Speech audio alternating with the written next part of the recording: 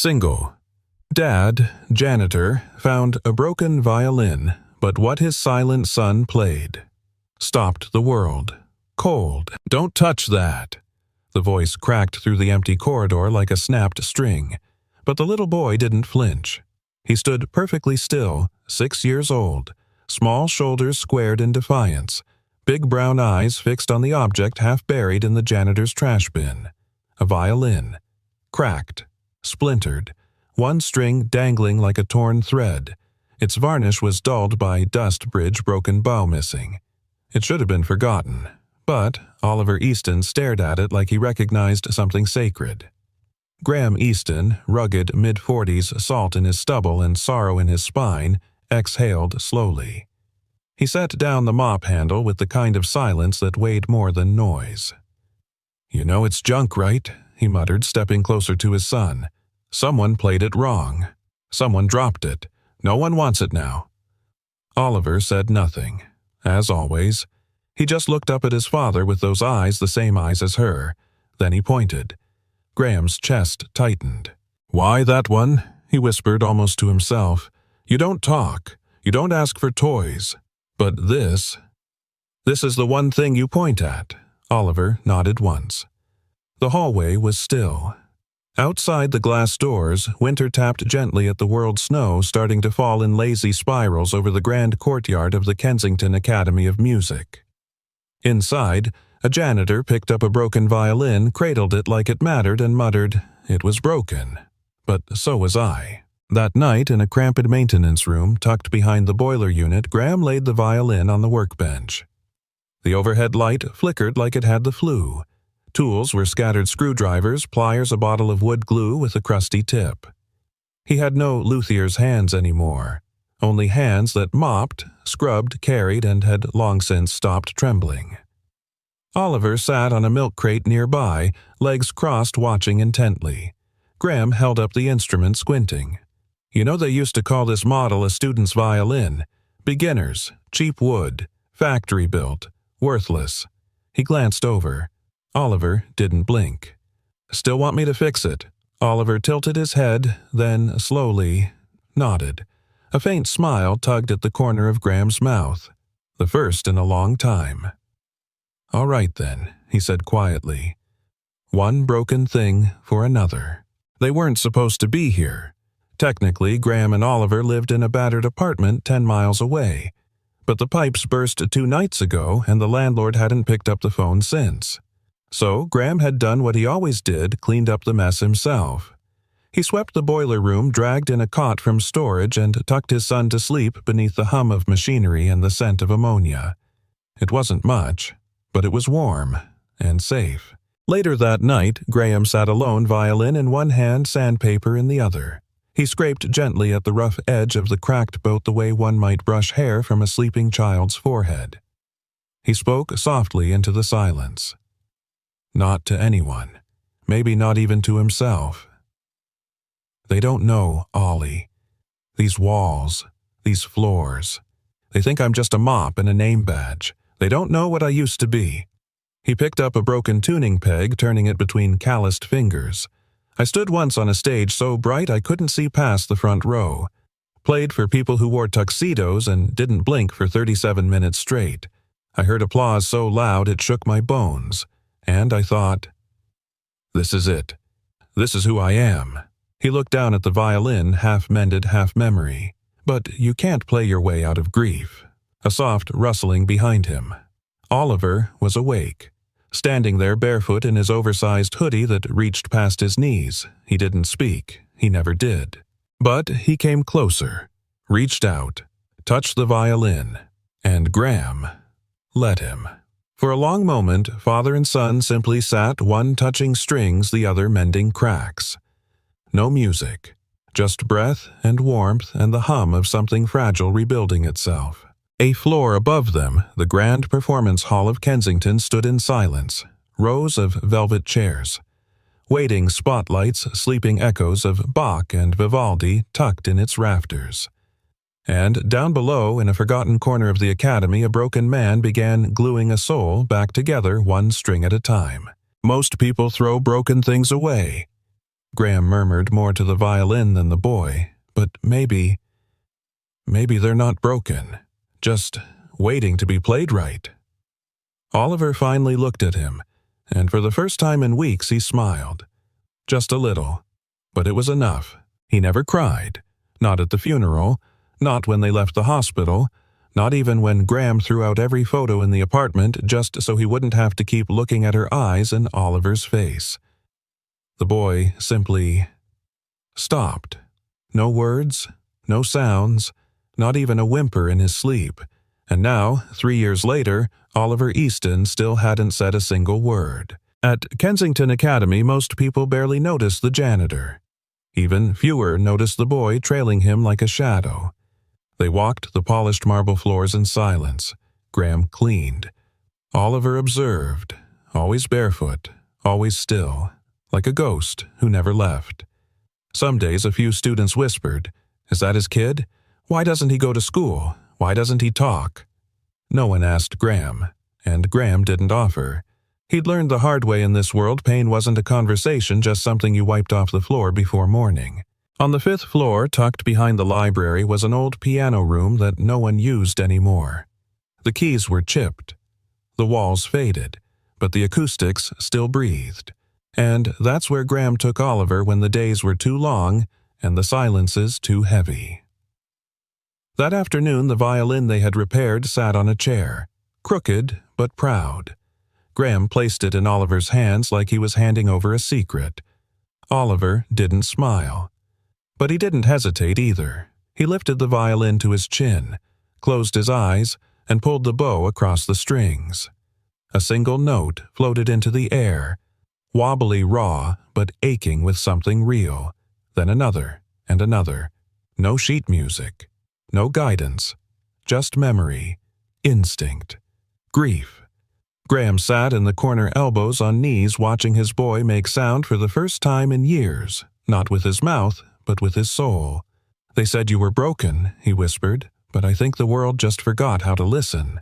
Later in the hallway, Graham passed a music teacher who barely nodded at him. The man glanced down at Oliver and gave a half-hearted smile. "Cute kid," he said. Graham looked at his son. Oliver had his hand on the windowsill, watching snow collect like time. "Yeah," Graham said. "He doesn't talk much." The teacher chuckled. "Lucky you. Mine won't shut up." Graham didn't laugh. He just looked at Oliver, then murmured, "Silence isn't empty. It's just full of everything we don't know how to say." That night they ate in the boiler room, a dented thermos of chicken noodle soup, saltines, 2 plastic spoons. Oliver broke the crackers carefully, laying them on his napkin like puzzle pieces. Graham watched. Quietly. He didn't ask Oliver to talk. He'd stopped asking that a long time ago, but tonight something stirred. Not in words, but in rhythm. Oliver tapped his spoon gently on the edge of the table, a soft beat, 3 slow knocks, pause, then again, tap, tap, tap, pause. Graham froze. That was the lullaby rhythm, the one Clara used to hum on rainy nights. He looked up, eyes suddenly wet. Ollie. Where'd you hear that? Oliver didn't answer. Just met his father's gaze and nodded. One simple nod, one heavy world behind it. The world behind. Later, as the pipes clanged and the building groaned in its sleep, Graham found himself whispering to the dark. She used to call him her little metronome. Said his heart beat to the rhythm of the world. He wiped his face with the back of his hand. Rough skin, stiff knuckles, a man worn thin. "I thought losing her meant I lost the music too," he said, "but maybe she just passed it on." At 2:13 a.m., Graham woke to the faint sound of strings. He didn't dream it. He knew that tone. He stepped into the hallway barefoot and breathless.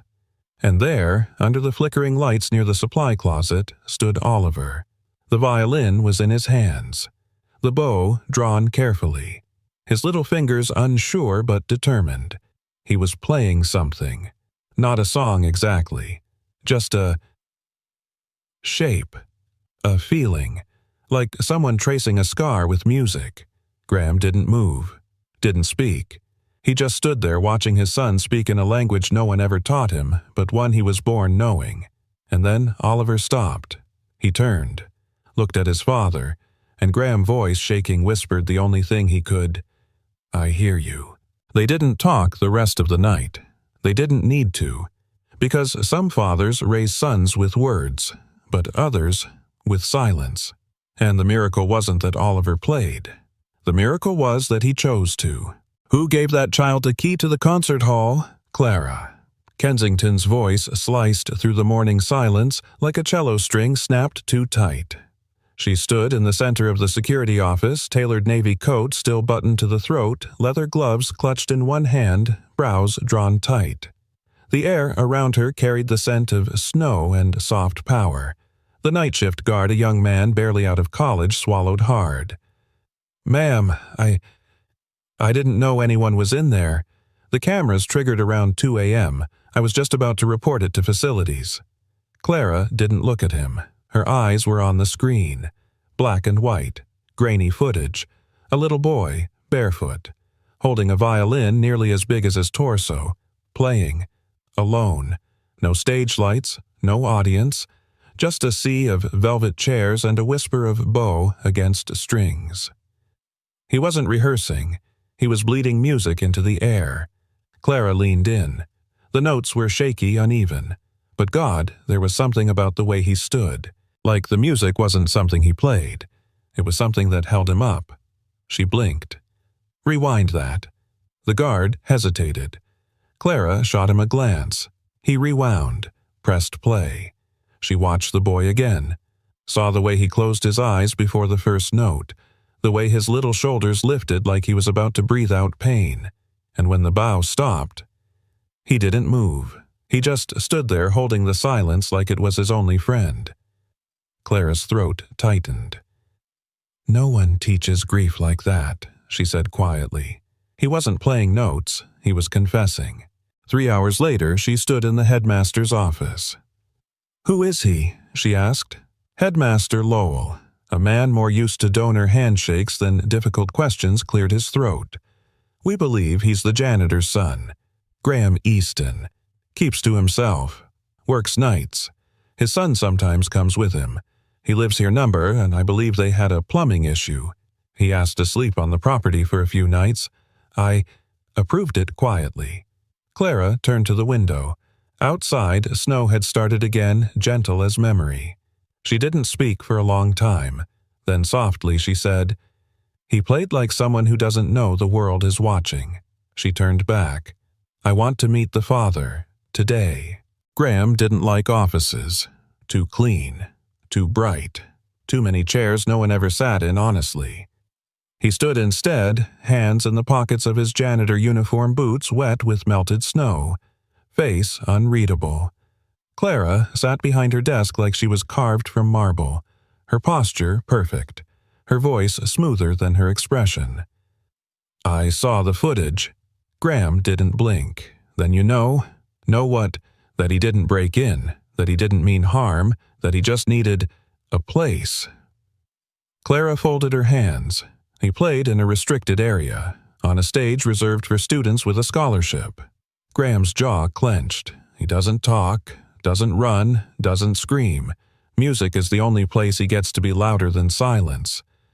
So, if that's a crime, it's not. The word was so soft it surprised even her. Clara leaned forward. He played like someone who's never been told he's allowed to stop hurting. Graham exhaled slow and heavy.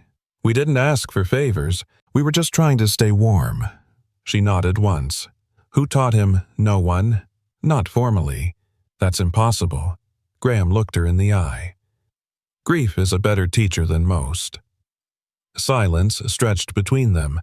For a moment, Clara saw the lines under his eyes not as tiredness but as timelines, as maps of where he'd been, what he'd lost. She lowered her gaze. "There's a gala coming up. We're showcasing young talents. If he were a student, he's not. But if he were, he might be eligible for support, a scholarship, instruction, a future." Graham's voice turned hard. You want to put him on a stage so the donors can cry and clap and go home feeling generous. Clara flinched. No, she said. I want to give him a room where he can play without sneaking in through the dark. Later that day, Clara stood in the empty concert hall. She walked to center stage, ran her fingers along the edge of the music stand. The spotlight was off. The seats were empty. But somehow she could feel the sound that little boy had left behind, like it was still hanging in the rafters waiting to be understood. She whispered to herself, he didn't ask for permission. He just needed to speak in his own language. That night, the camera recorded again. Oliver, small and barefoot, entered the hall. He carried the violin like a secret. This time, he wasn't alone. Graham stood in the back, arms crossed, and Clara sat 3 rows deep. Not moving, not judging, just listening. Oliver didn't see her, but when he played, she cried anyway, because some songs weren't written to impress, they were written to survive. The knock was polite, almost too soft to be taken seriously, but Graham heard it. He was kneeling by the boiler, one hand deep in a rusted valve, the other balancing a wrench that hadn't worked properly in years. The room was hot furnace breath and sweat-old pipes moaning like ghosts that never got their rest. Another knock. Firmer. He exhaled through his teeth and stood. His back cracked on the way up. When he opened the door, Clara Kensington stood there. Immaculate. Out of place. Like a sculpture in a subway station. Miss Kensington, he said, wiping grease onto his pant leg. If it's about the trash schedule, it's not. She stepped inside before he could stop her. Her eyes swept the room, the cot in the corner, the scattered tools, the violin case on a folding chair. This isn't a janitor's office, she said. No, Graham replied, but it's what we've got. She turned to him. Your son played last night. Again. He nodded. He does that. You didn't stop him. I never do. A beat of silence. Then Clara asked quietly. Why? Graham studied her for a moment, then sat down on the edge of the cot as if the weight of the question had finally caught up with him. You want the truth, Miss Kensington? She nodded. He rubbed his palms together, thinking. They say grief breaks people, he began. But they don't tell you it breaks in patterns, like a mirror hit just hard enough to fracture, not shatter. You still see your face. You just don't recognize it anymore. He glanced toward the violin case. I was playing in Vienna when Clara... He stopped, swallowed. My wife, her name was Clara too. Clara blinked. I see. He gave a humorless chuckle. Fate has a funny sense of irony. He continued. She called me between rehearsals, said Oliver had a fever, nothing serious, just needed me home. I told her I'd be back after the show. A standing ovation can wait, I said. He paused. She never got to hear it. The boiler hummed behind him like it wanted to take over the silence. There was a drunk driver, ran a red light, hit their car outside the pharmacy. Clara died on impact. Oliver survived. But something inside him didn't. Clara lowered her gaze. I flew home the next morning, Graham said. They told me he hadn't spoken a word since. I tried everything, therapists, specialists, even music therapy. Nothing worked. He looked up at her. Until I brought home that broken violin. Clara stepped closer, arms still crossed. You played professionally, he nodded once. I was good. Not a genius, not a prodigy, but good enough to matter in rooms where applause was currency. What happened after?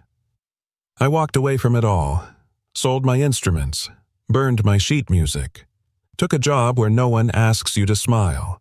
Her voice softened. Why janitorial work? Graham shrugged. Because it's quiet, because no one expects a janitor to be whole. Clara was quiet for a long time. Then she sat on a milk crate across from him. When I was 10, she began, I used to sneak into the music wing after hours. My father didn't want me playing cello, said it was impractical, emotional, Weak. Graham's eyes narrowed. He told you art was weakness. He told me feelings were expensive, and girls couldn't afford them. A silence passed between them. Not awkward, not empty, just understood. Then Clara nodded toward the violin case. Your son, he doesn't play like a student. No, Graham agreed. He plays like someone who's been through war, and came back carrying a lullaby. Clara pressed her lips together. Something in her chest cracked quietly. She stood. I want to offer him something, she said, not because I pity him, not because it makes a good donor story, but because... She hesitated, because when I heard him, I realized I hadn't listened to anything in years. Graham looked up at her, the man who had stopped believing in second chances, the father who carried silence like a second skin. He's not ready for the world, he said, but maybe the world's finally ready for him. That night, Oliver didn't sleep. He sat up in bed, legs crossed, hands folded in his lap. The violin lay beside him untouched. Graham watched from across the room, arms folded.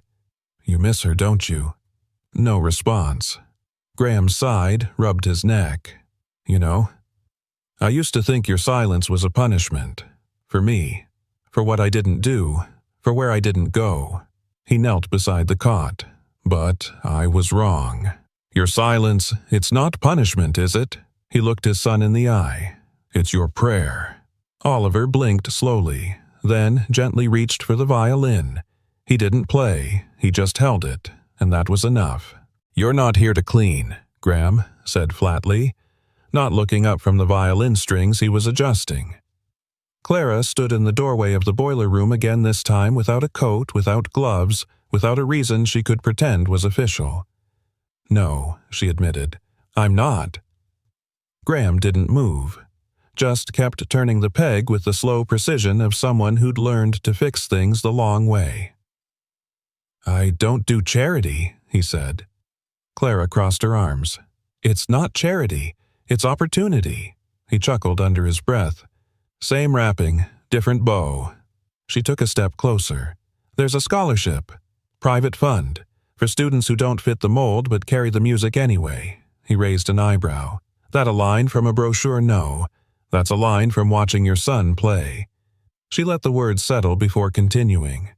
I want him to have access to teachers, resources, time, space, a safe place to let that sound grow. Graham finally looked at her. His eyes were steady, unreadable. What's the catch? Clara hesitated. There's a showcase for the gala. It's optional, but there it is. He stood up. You want him on a stage. I want him in a room where people listen when he speaks, even if it's with a bow, not a voice. Graham shook his head. He's not ready. You're not ready, she said gently, his jaw clenched. I get it, Clara added. Stage lights can burn worse than fire, but I'm not asking for a performance. I'm offering a way out of the basement. Graham paced the room slowly, gathering thoughts like tools he didn't want to touch. I've seen what happens when the world sees someone like him and decides he's inspiring.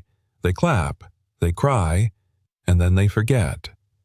He's not a story, Clara. He's a boy who hasn't spoken since he watched his mother die. Clara flinched but stood her ground. And maybe she said softly, music is how he's trying to speak again. Are you really going to shut the door before he finds the next word? That evening, Graham told Oliver about the offer. The boy sat on the edge of the cot, legs swinging slowly above the floor, violin resting across his knees. Graham crouched in front of him.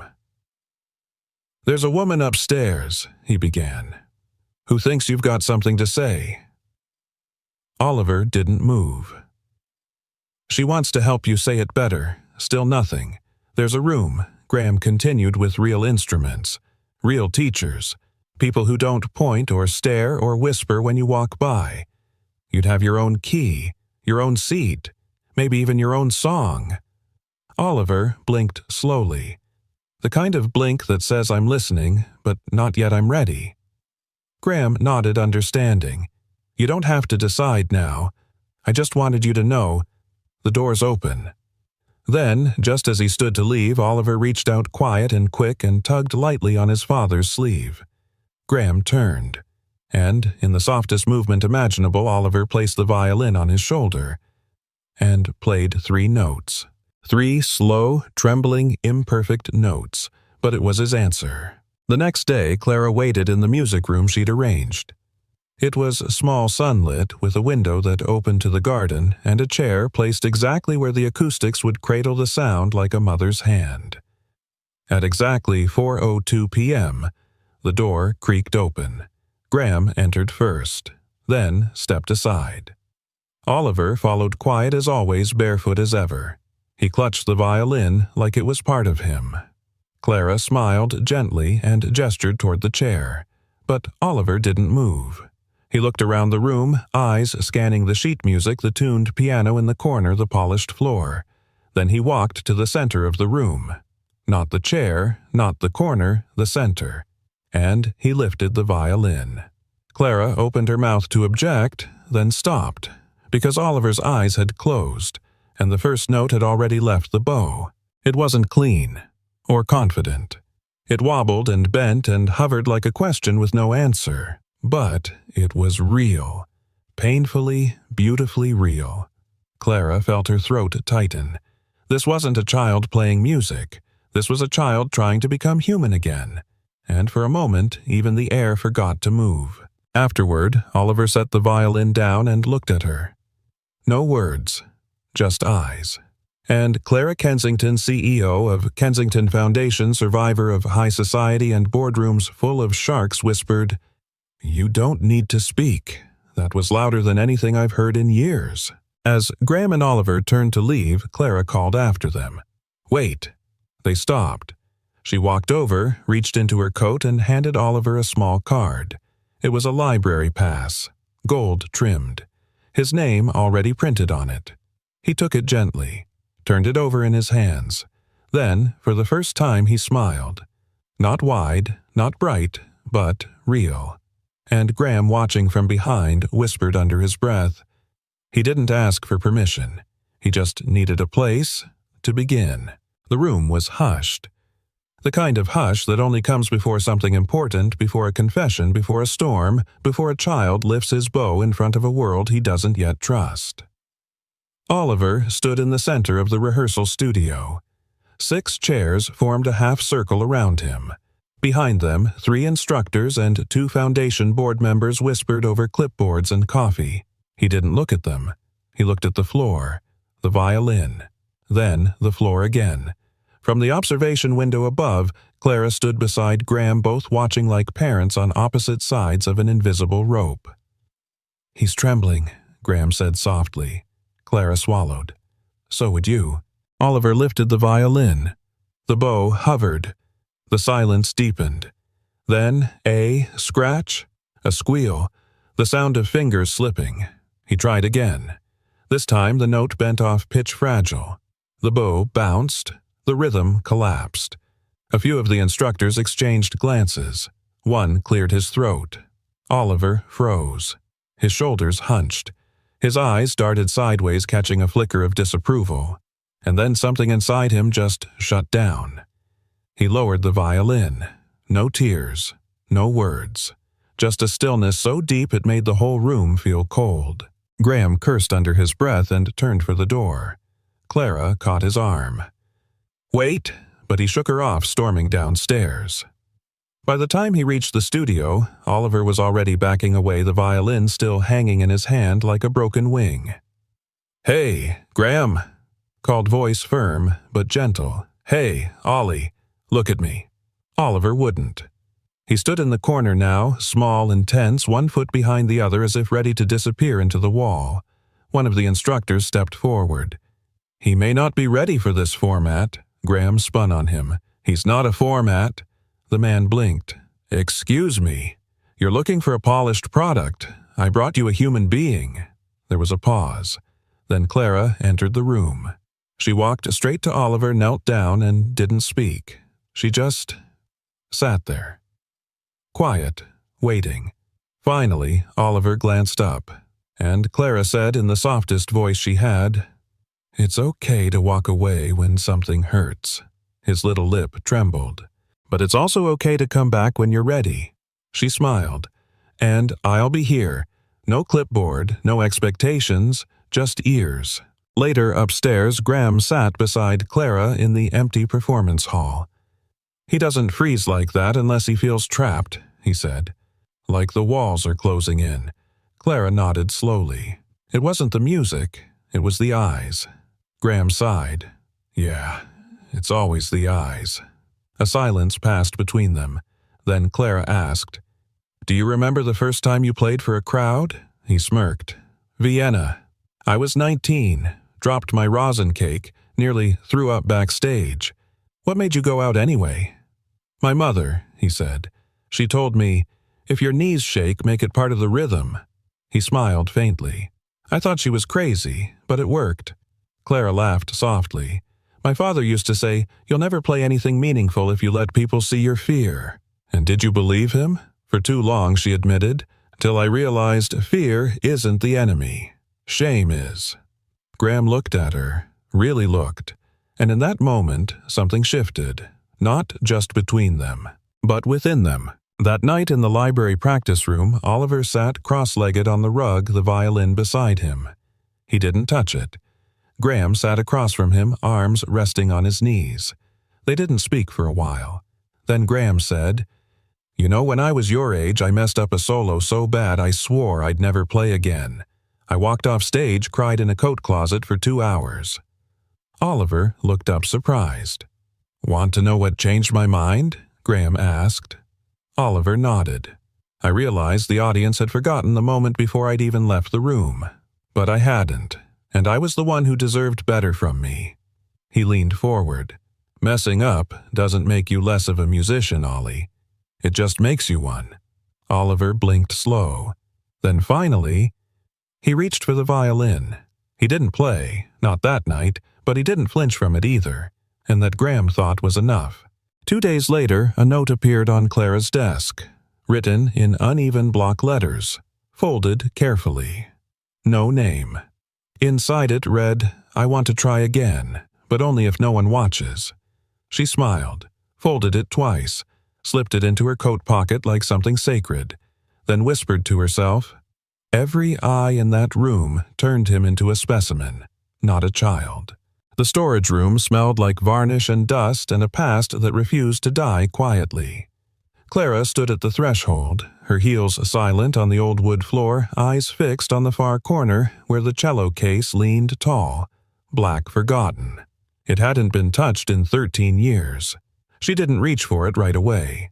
Instead, she just stared, like she was waiting for it to say something first. When she finally stepped inside, the light above her flickered just once, as if it too was unsure. The case clicked open like a held breath.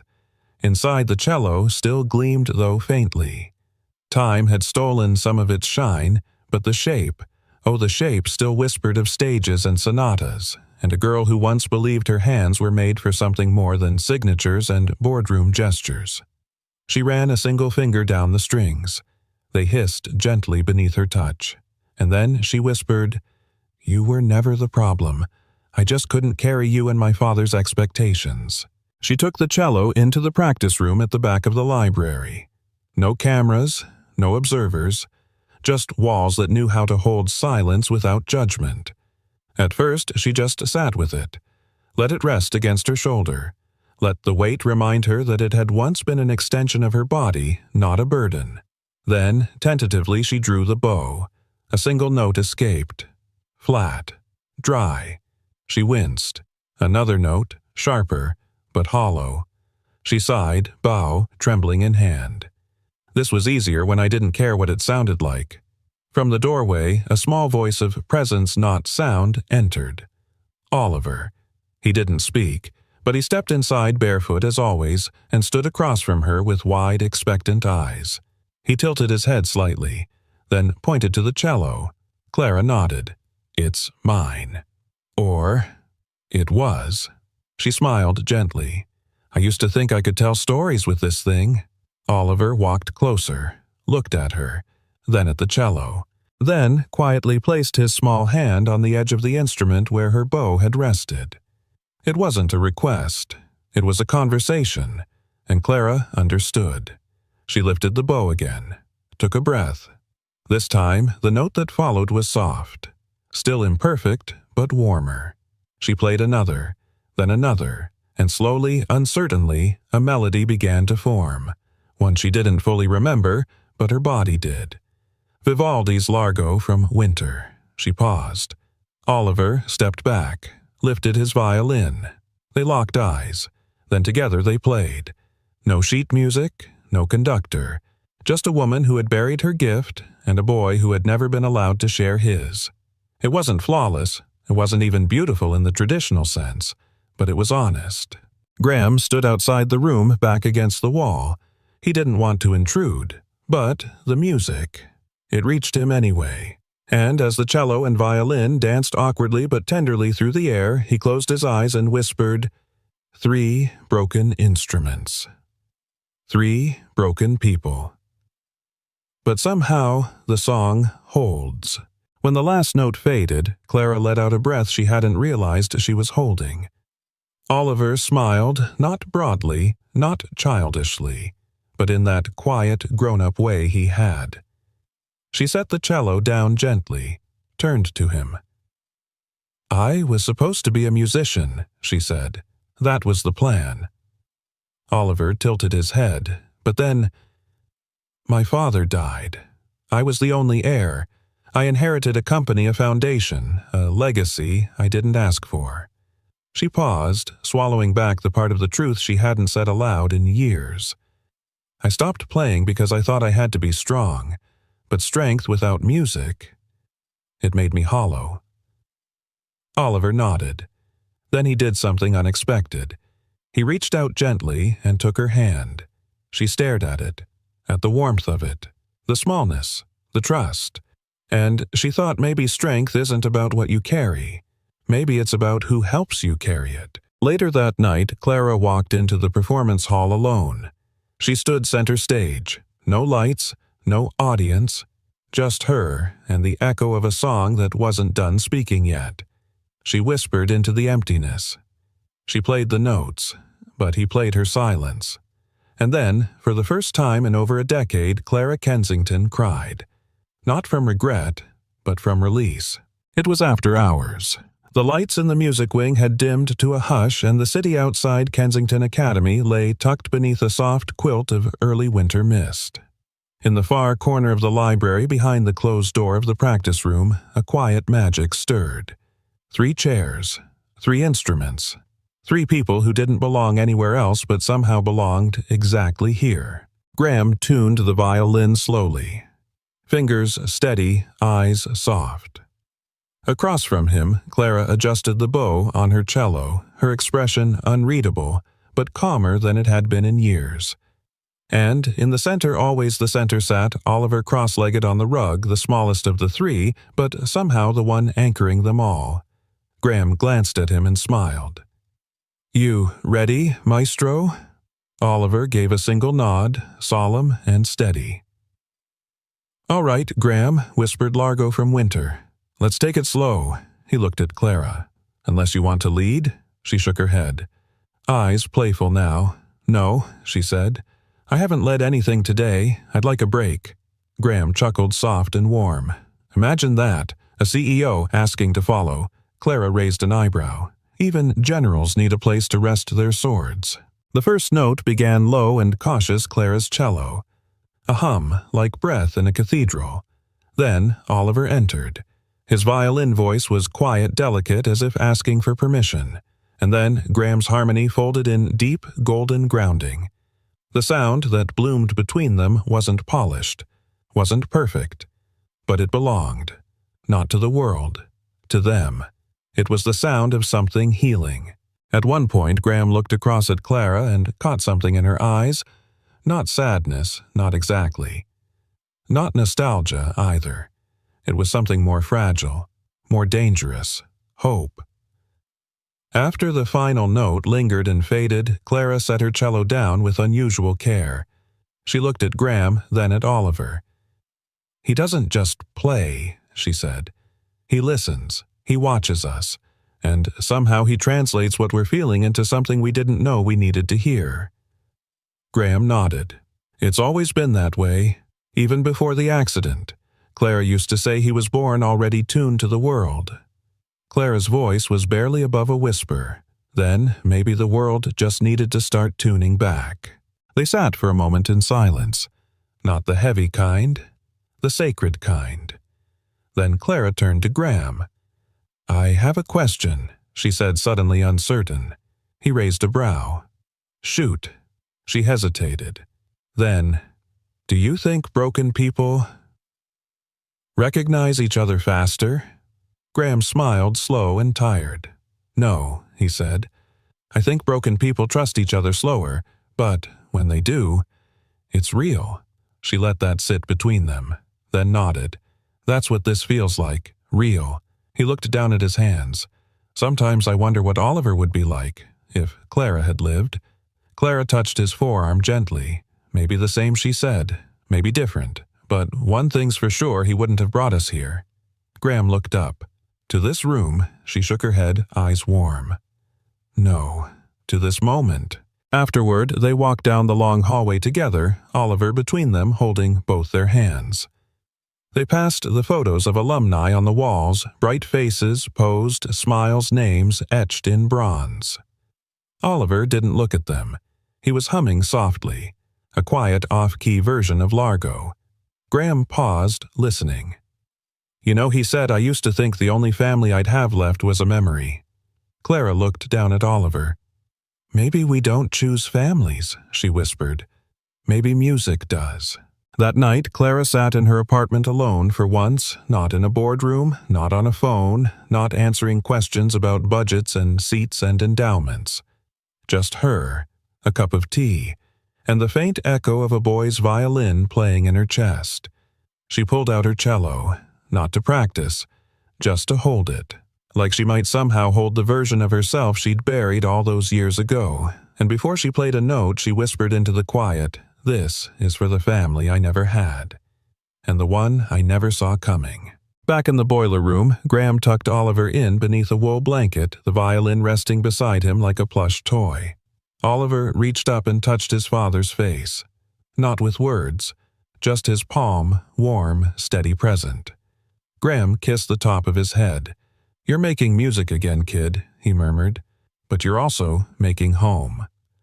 Oliver smiled, and in the stillness of the night, surrounded by rusted pipes and flickering lights, a janitor sat beside his son and believed for the first time in years that maybe love didn't have to come from what was lost.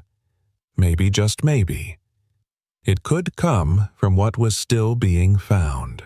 The gala was 3 days away. Kensington Academy buzzed like a beehive in a thunderstorm. Florists arguing with event planners, lighting technicians testing spotlight angles, and a dozen nervous prodigies polishing their performances to perfection.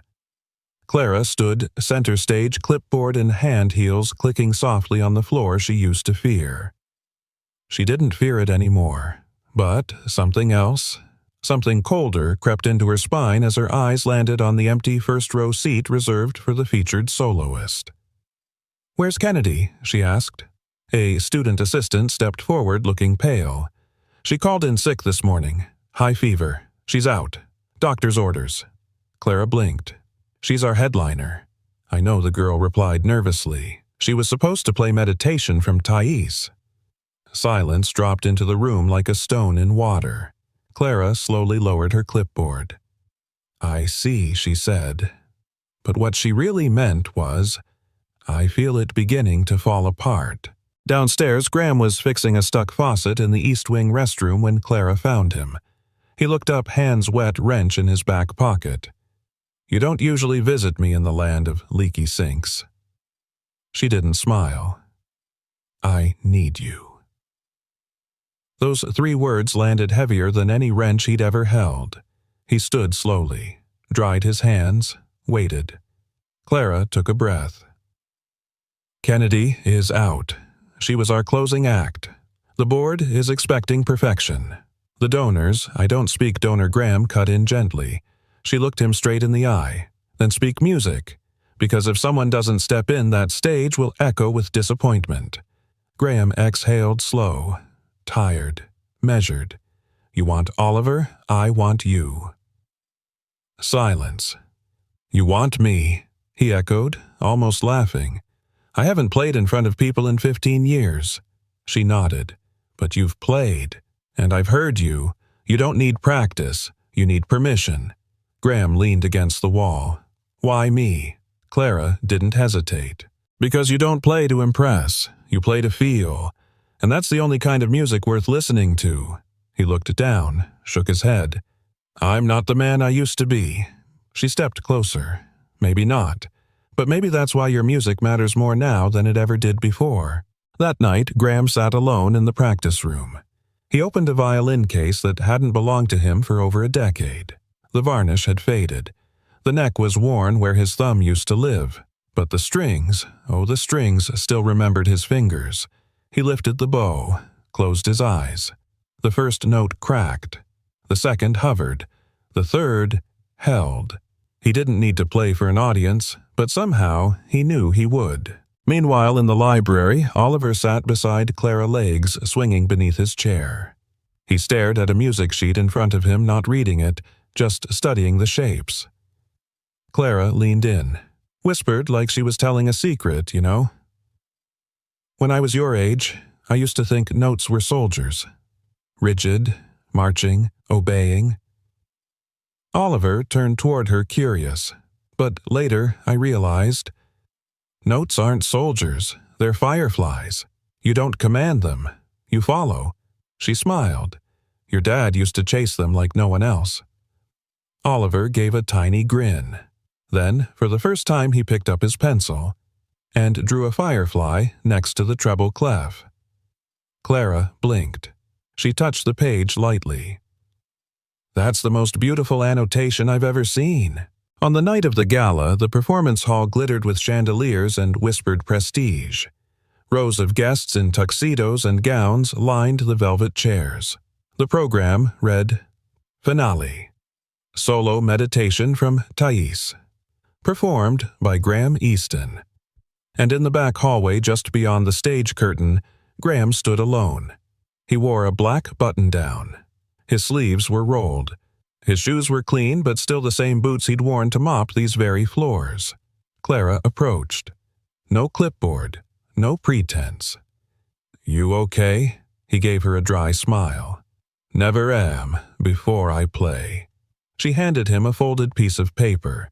This came from Oliver. He opened it. It was a drawing him on stage. Oliver and Clara sitting in the front row, all three connected by one long ribbon of sound. At the bottom, in shaky letters, Play the story, only we know. Graham's throat tightened. He looked at Clara. I'm terrified. She touched his hand. Good, she said. That means it's real. The stage was dark at first. A single spotlight fell across the chair and music stand. Then, slowly, Graham walked into it. The audience shifted. Some murmured, "A janitor." But when he lifted the violin to his shoulder, all noise fell away. And when he played the first note, the world stopped. It was pain. It was prayer. It was a man who had buried love and dug it up with trembling fingers. It was everything he hadn't said. Everything he'd lost. Everything he'd found in the eyes of a child who played silence and a woman who'd once locked her music in a closet. By the final note, the entire room was frozen. No claps, no whispers, just tears, and breath, and awe. Backstage, Clara stood beside Oliver. As the last note faded, she bent down and whispered, "He didn't promise perfection, but he delivered truth," and Oliver smiled. The kind that stays. The gala was over. The applause had faded into champagne clinks and whispered praise. The stage was bare again. The velvet seats emptied the air, no longer electric. But Graham Easton wasn't ready to leave. He stood alone in the green room, backstage, violin case still open. Hands trembling not from fear, this time, but from the weight of something unspoken.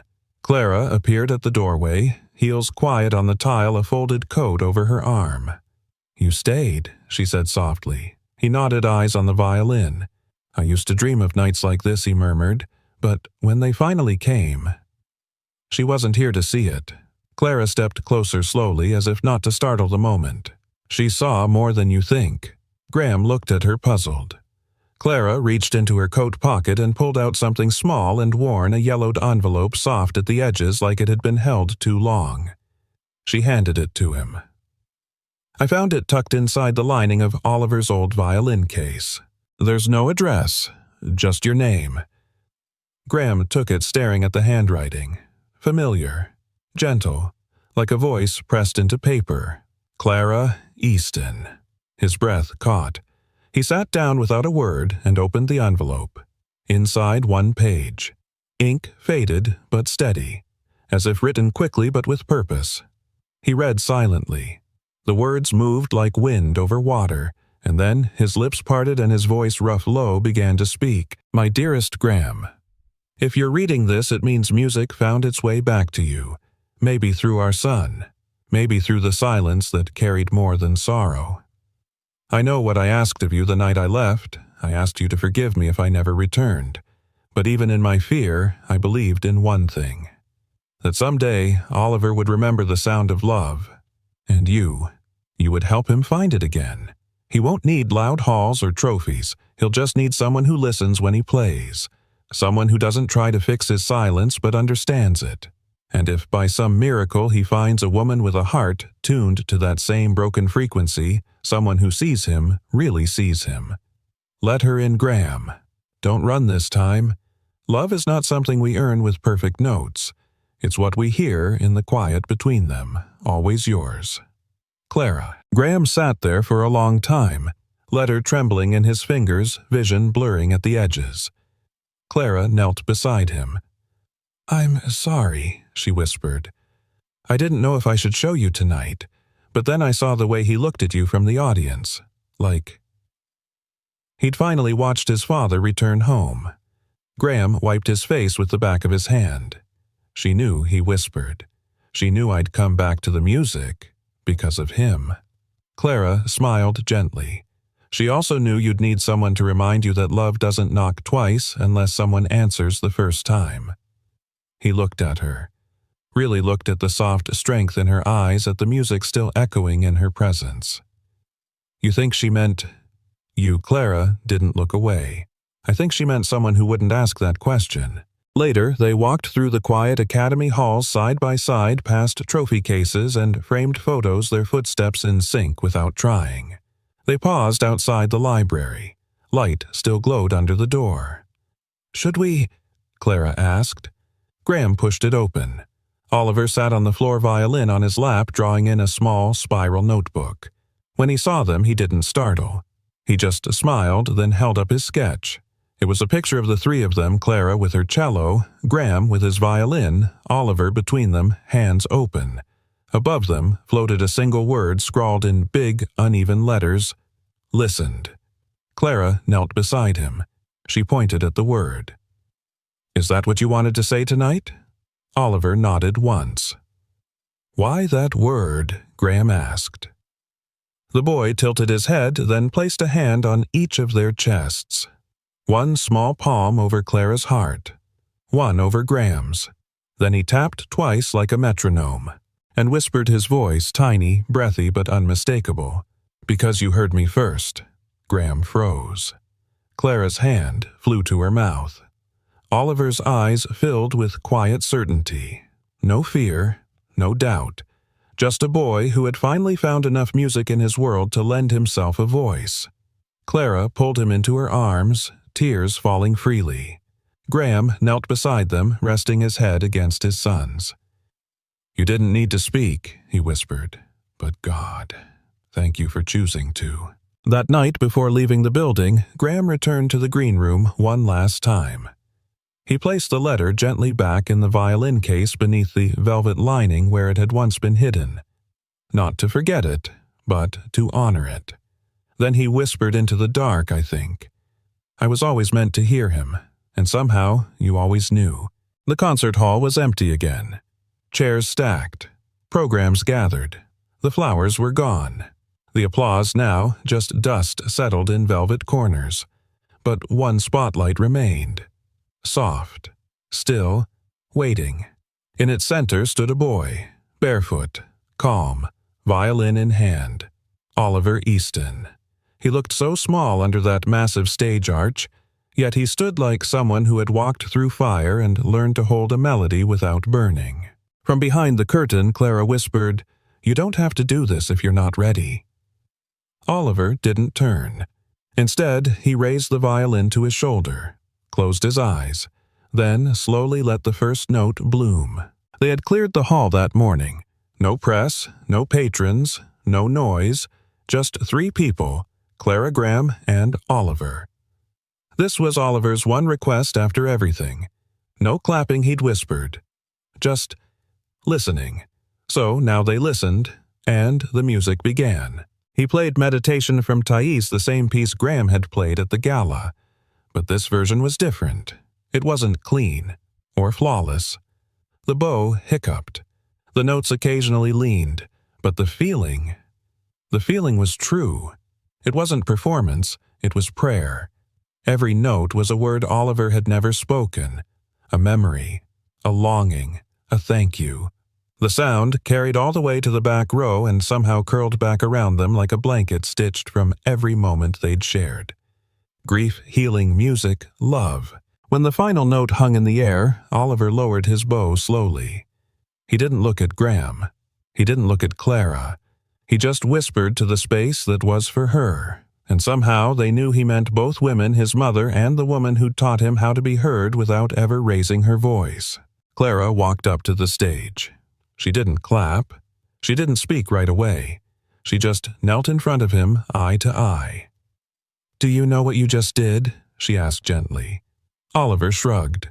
Clara smiled, then touched his chest right over his heart. "You made silence. Sing." Later, the three of them sat outside the academy where the first spring blossoms had started pushing through the garden soil. Clara leaned back against the bench, her shoes kicked off her cello case beside her. Graham sat next to her, sleeves rolled, hands still smelling faintly of lemon oil and rosin. Oliver laid his head in Clara's lap, drowsy from the morning's music. The sun washed them in gold. "You know, Graham said I used to think life broke in one direction. One fall, one loss, and everything spiraled from there." He glanced down at Oliver, "But now I think maybe we break like chords, not in one note, but in layers. And maybe some of us don't fall apart. We just change keys." Clara looked at him. Her hand found his. "I don't want this to end when the season does." He looked at her eyes warm. "It doesn't have to." "You sure?" she teased. "You're not tired of janitors with violins," he grinned. "Only if you're tired of CEOs who cry during practice sessions." She smiled, then turned serious. "I used to think love had to be loud, obvious, the kind that sweeps you off your feet. And now," she looked at Oliver peacefully asleep. "Now I think love is the quiet decision to stay, to listen, to play even when your hands shake." Graham leaned in. "So stay." She nodded, once eyes glistening. "I already did." A week later, the Academy announced a new program, the Easton Studio for Silent Strings. A space for children who didn't speak in words, but still had so much to say. Inside, there were no auditions, no applause, just music rooms lined with soft lighting, soundproofed walls, and instruments worn from love. At the front, a photo, Oliver barefoot holding his violin mid-note. Graham beside him, Clara behind them. Three lives that never asked to be put back together, but found their way anyway. On the bottom of the photo, a quote. He never spoke a word. But that night, the whole world listened. That summer, Oliver began to speak more. Not every day, not in full sentences, but with growing confidence. Sometimes in whispers, sometimes in laughter, and sometimes in music. Clara and Graham found themselves at the same kitchen table most evenings. Her cello leaning by the wall, his violin always within reach. They didn't rush it, they just kept showing up. And one night, as Oliver slept between them on the couch, Clara turned to Graham and said, "Do you think we're a family yet?" Graham looked at her. "No," he said softly. "I think we always were. We just didn't hear it in tune. Until now." She laughed, quiet and full. And in that moment, without grand gestures or sweeping climaxes, something inside both of them settled, like the final chord of a long symphony. Fade out. A boy. A janitor. A CEO. 3 broken hearts. 1 shared silence. And a love that finally learned how to play its song. And maybe that's all some of us need. Not perfection, not applause, just someone willing to sit through the silence and listen. Now, I'd love to hear from you. Where in the world are you listening from? Was there a moment in this story that touched your heart? Please share your thoughts in the comments below. Your voice matters here, and if this story moved you even just a little, don't forget to subscribe to the channel. There are more stories coming, stories of quiet strength, second chances, and the kind of love that heals. From my heart to yours. Thank you for listening. Take care of yourself. And until next time, keep believing in the power of kindness.